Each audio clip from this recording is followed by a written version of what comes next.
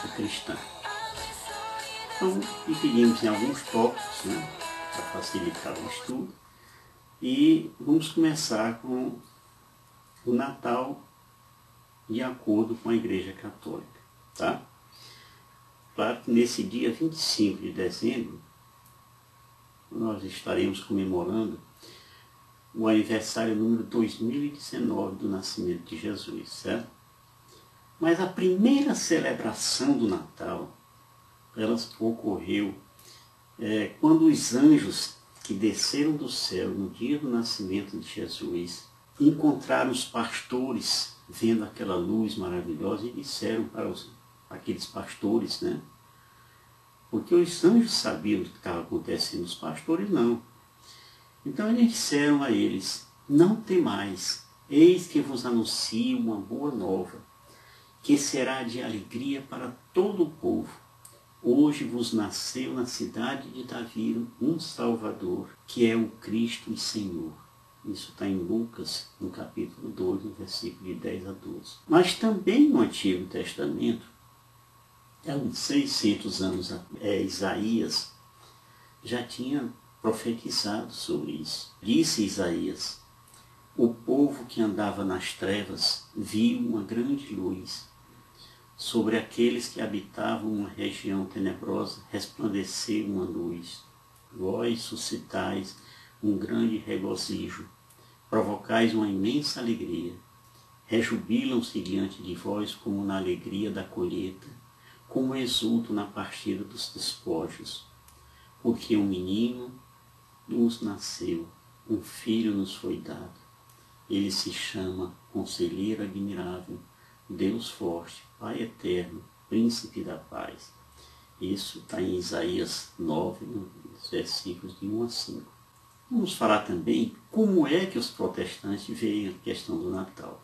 Então, segundo as teorias dos protestantes, a Igreja Católica escolheu o dia 25 de dezembro para celebrar o Natal, porque nesse dia os pagãos do Império Romano celebravam o Mitra, né, que era um sol invicto, um deus lá, um dos deuses dele. Então, o que é que eles queriam, os romanos? Eles tentavam introduzir elementos pagãos no cristianismo, né, tentando misturar as coisas. Não é incrível um negócio desse? Será que é difícil de entender? No final das contas, a igreja fez os pagãos aceitarem Cristo, né, e dessa forma deixarem de comemorar o seu Deus lá, o tal Mitra, numa festa pagã, certo? Então, quem é que convenceu quem? Quem é que evangelizou quem? Ora, para celebrar o nascimento de Jesus, então a Igreja Católica é que levou o cristianismo aos pagãos, convertendo todo mundo ao cristianismo, e não o contrário. Na verdade, o que aconteceu foi o nascer do verdadeiro sol invicto sobre as trevas das antigas crenças. Eles que celebravam o mito passaram a celebrar o Filho de Deus. E glória a Deus!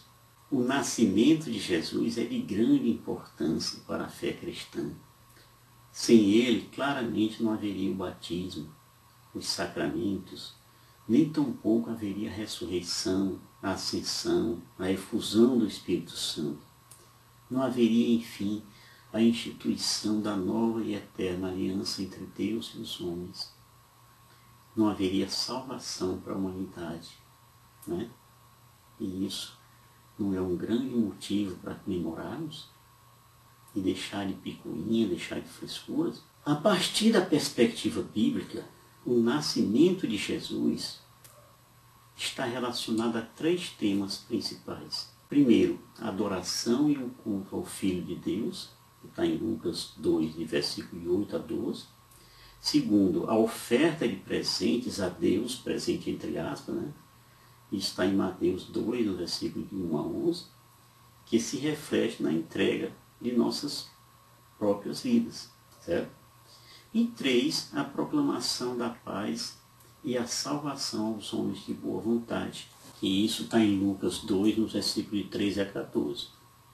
Então, a celebração do nascimento de Cristo, né, incorpora esses elementos essenciais: adoração, doação e louvor. Então, os que antigamente celebravam o solstício como o dia do Deus Sol, depois de convertido, passaram a celebrar o dia de Jesus Cristo, luz do mundo, né? O sol verdadeiro, nascido para os homens de boa vontade. Foi por isso que São João Crisóstomo, lá no século IV, ele diz: Nosso Senhor nasceu no mês de dezembro.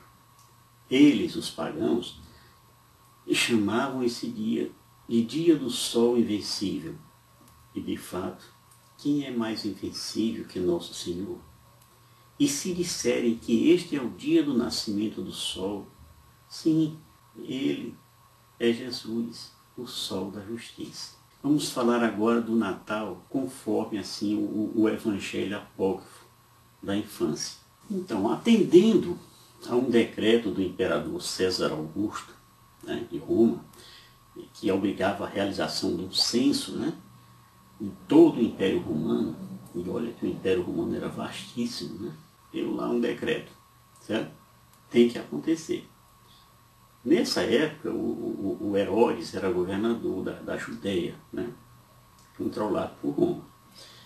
E na Síria, na província da Síria, quem comandava era Quirino. Né? Esse Lucas é quem... Então, esse tipo de censo, né, que visava o quê? Saber quantas eram pessoas que eram daquela região, o que faziam, se tinham algum negócio, se eram agricultores, se eram pecuaristas, se eram... tinha alguma, pagava imposto ou não, coisa desse tipo. Né? O governo só faz isso para tirar dinheiro mesmo. O próprio Egito fazia isso já, com comprovação de que o Egito fazia isso a cada 14 anos. Aqui no Brasil, por exemplo, é feito a cada 10 anos. Não sei se não vai continuar sendo feito. Né?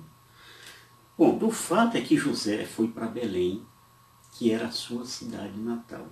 E olha que Belém era também o nome de uma cidadezinha pequena, né, que consta em Josué 19:15, que tinha na Galiléia. Né? Essa Belém da Galiléia ficava a 11 quilômetros de Nazaré, a noroeste. Né? Mas não era essa Belém que José ia. José foi a Belém lá na Judéia, certo? Próximo de Jerusalém, 8 quilômetros. Essa Belém que José foi, ficava a 157 quilômetros de Nazaré. Essa que foi chamada por Miqueias de Belém de Éfrata. Certo? Tá certo? Imagine então essa viagem de José. 157 quilômetros. Desses 157 quilômetros, 130 quilômetros eram de trilhas montanhosas. E a pessoa ia naquelas caravanas, né, lombo de burro. Né? Não era fácil não, gente. Levou meses para chegar lá. Tá?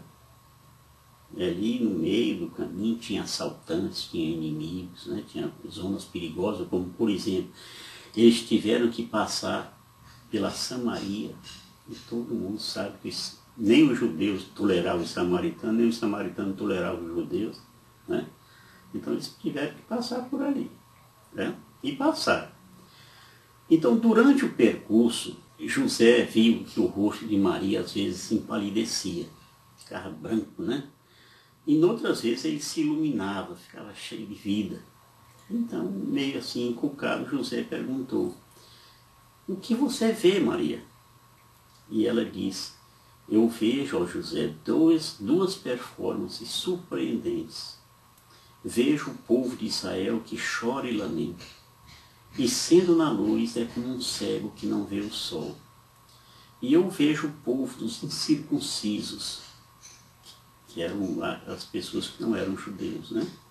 Que habitam nas trevas, e uma nova clareza para eles a criá-los. E eles regozijam em alegria como o céu, cujos olhos são abertos para ver a luz. Você entendeu isso aí, né? Pois é. Tem gente que tem uma vista muito boa, mas não enxerga nada. E naquela época, nós, pagãos, éramos como que cegos, mas Jesus veio e abriu os nossos olhos. Quando enfim já estavam chegando perto de Belém, que Belém significa casa do pão, né? Por isso Jesus é o pão da vida, viram uma caverna assim pertinho, né? antes de chegar no povoado. E Maria disse a José: eis que o tempo do nascimento chegou, e eu não posso ir para a aldeia. Vamos, portanto, ficar nesta caverna. Olha, gente, lembre-se que eu estou falando aqui do Evangelho da infância, né? O Evangelho apócrifo. Naquele momento que Maria falou isso, o sol estava se pondo, né? Já estava anoitecendo. E José partiu com Maria e apressou-se a levar uma mulher, né? Para ajudá-la, a Maria, no parto. E essa mulher foi encontrada lá ao acaso, né? Era uma judia antiga, né? Veio de Jerusalém. E José disse para essa parteira: vem cá, mulher abençoada, entra nesta caverna onde uma jovem está prestes a dar à luz. Abri um parênteses aqui só para lhe falar um pouco dessa parteira de Jerusalém. Esta velha senhora, acompanhada por José, ela chegou à caverna quando o sol se punha. Ela entrou e viu tudo o que queria. O quarto iluminado por luzes mais bonitas do que todos os candelabros e todas as lâmpadas, e mais intensa do que a luz do sol. E um menino que Maria enrolara em faixas, sugando o leite da sua mãe, esteja mamando, né? E quando ela tinha acabado de dar-lhe o peito, colocou na manjedoura, na caverna, nessa gruta, né? E a velha senhora, a velha parteira, disse a Santa Maria: você é a mãe do recém-nascido? E Maria confirmou: sim. E a velha disse: não se parece com as outras filhas de Eva. E Maria disse para ela: como o meu filho não tem paralelo entre as crianças, o ser sua mãe é incomparável entre as mulheres. Aí a velha disse: ó, minha senhora, vim sem segundas intenções para uma recompensa. Essa velha tinha as mãos travadas, os dedos assim endurecidos, né? Os nervos tudo. A Maria disse para ela: põe a tua mão sobre a criança. E ela pôs a mão e imediatamente foi curada. E a velha saiu dizendo: vou ser a escrava e serva desta criança a cada dia da minha vida. Na verdade, essa velha parteira nos precedeu nesta bênção. Quantas vezes devemos dizer a mesma coisa que essa parteira disse? Você, escrava, escravo, e serva, servo desta criança, que é Jesus Cristo, a cada dia da minha vida. Um outro episódio do Natal é a história da adoração dos pastores, né? Aqueles pastores que estão ali pastoreando as ovelhas, no frio intenso, né? E lá é realmente muito frio de madrugada. Então nós vamos contar um pouco dessa adoração. E essa passagem ainda está no Evangelho da infância, né? Então, naquela época, alguns pastores vieram e acenderam uma fogueira, dado a manifestações vultosas de alegria. E aí, no meio daquelas coisas todas, uma legião de anjos apareceu e começou a louvar a Deus juntamente com esses pastores. Anjos do céu, pastores na terra, todos louvando o nascimento de Cristo. Então, naquele momento, a caverna parecia um templo sublime. Por quê? Por causa das vozes no céu e na terra. Ali tudo em coro, celebrando e louvando o nascimento de Nosso Senhor. Tinha alguns israelitas antigos ali que, quando viram aquele milagre, deram graças a Deus também, dizendo: graças te dou, ó Deus de Israel, pois os meus olhos viram o nascimento do Salvador do mundo. Outra história é a história dos Reis Magos. Aí tem uma parte já no Evangelho de Mateus, né, no capítulo 2. Os 3 reis magos, que na tradição cristã são personagens que visitaram Jesus após o seu nascimento.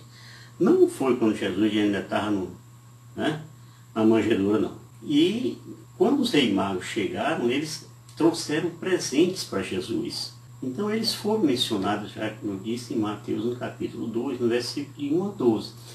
E esses reis magos teriam vindo do leste, ou seja, do oriente, para venerar o Cristo, nascido rei dos judeus. Esses reis magos são figuras constantes em relatos da natividade e nas comemorações de Natal por todo o mundo. O nome dele é Belchior, que também pode ser chamado de Melchior, Baltazar e Gaspar. Até que os magos chegassem ao local onde estava o menino, havia se passado já algum tempo, como eu disse. E justamente devido a essa distância percorrida, assim a tradição atribuiu a visitação dos magos no dia 6 de janeiro. Então a estrela, não tem uma estrela que guiou os magos, diz o Evangelho, que os perseguia e parou onde estava Jesus. E diz lá em Mateus 2, versículo 10, a aparição daquela estrela os encheu de profunda alegria. Os reis magos presentearam Jesus com o quê? Com ouro, incenso e mirra. E o que é que significava o ouro? O ouro significa a realeza, né, e a providência divina na fuga do Egito. Né? Por quê? Porque Herodes mandaria matar todos os meninos de 2 anos de idade para baixo, né, que residiam lá em Belém. Foi uma matança cruel. Certo? O outro, incenso. O incenso representa a fé. O incenso é usado nos templos, simbolizando a oração que chega a Deus, né, assim como a fumaça sobre os céus. Quando a gente lê o Salmo 140, no versículo 2, diz assim: que minha oração suba até vós como a fumaça do incenso, que minhas mãos estendidas para vós sejam como a oferenda da tarde. O terceiro presente, a mirra. A mirra é a resina antisséptica usada em embalsamamento desde o Egito Antigo, certo? Parece até ser o mais barato de todos, mas na verdade é muito importante pela sua simbologia, tá? Ela leva ao gênero da morte de Jesus, certo? O martírio. Tá? Aliás, foi com a mirra e aloés que Jesus foi embalsamado. Tá bom?